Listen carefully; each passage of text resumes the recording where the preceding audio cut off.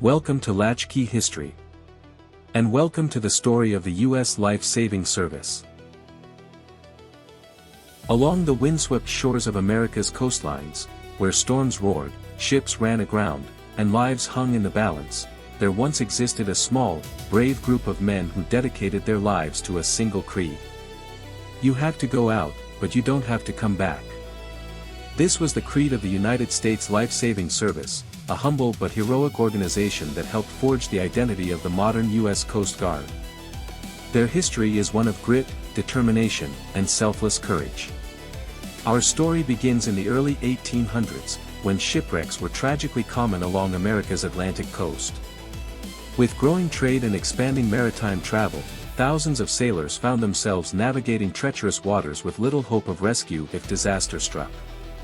In 1848, Congress took a step toward remedying this by funding surfboats, rockets, and other necessary apparatus for volunteer rescue operations.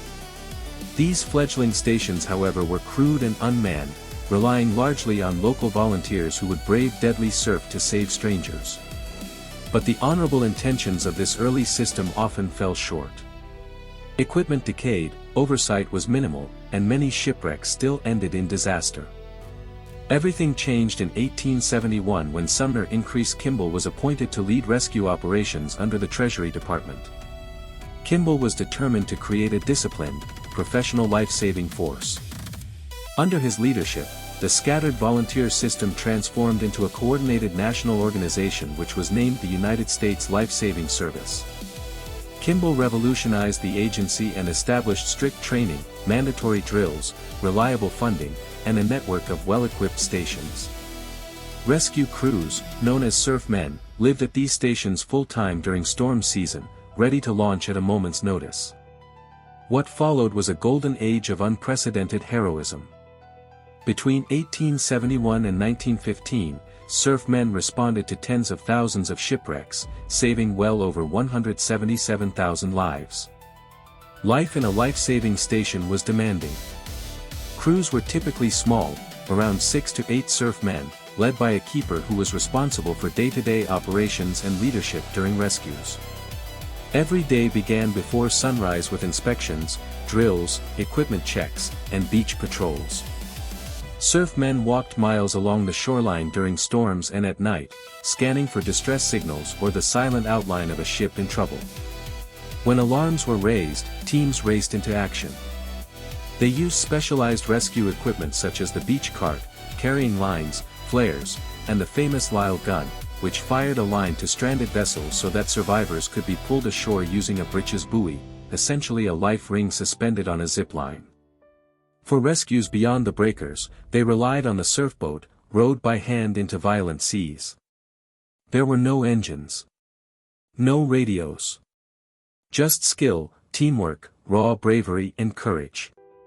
Countless dramatic rescues filled the life-saving service's history, stories that read more like legend than fact.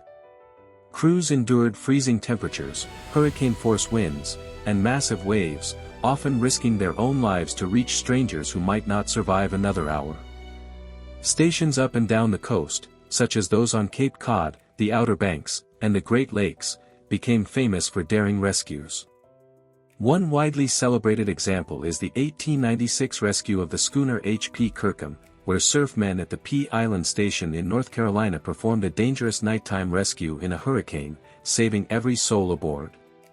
Pea Island was also the only all-black station in the service, led by keeper Richard Etheridge, whose leadership and bravery remain iconic in Coast Guard history.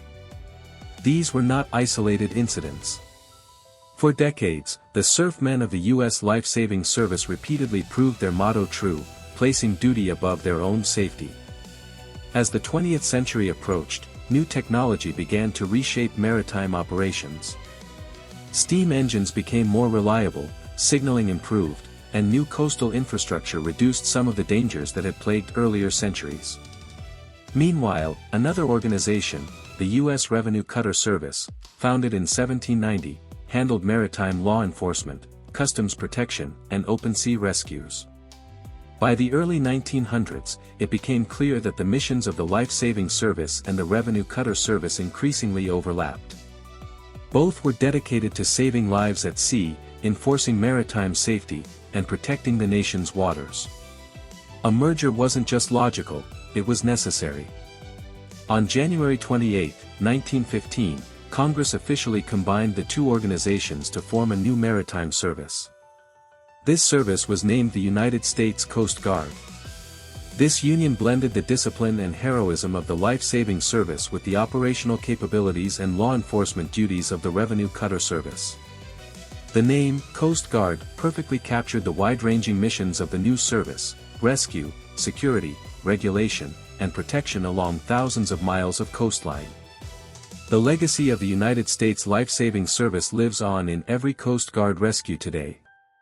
The Surfmen's drills became the foundation for modern Coast Guard training. Their discipline and fearless dedication shaped the culture of an organization that now protects lives not only along the coast but across the globe. The motto may have evolved, and technology may have changed dramatically, but the heart of the mission remains the same. Safeguarding lives where sea meets shore. From the humble beach stations of the 1800s to the advanced cutters and helicopters of today, the spirit of those early surfmen continues to guide the U.S. Coast Guard, an enduring testament to service, sacrifice, and courage. Thanks for watching the story of the U.S. Life Saving Service, and see you next time on Latchkey History.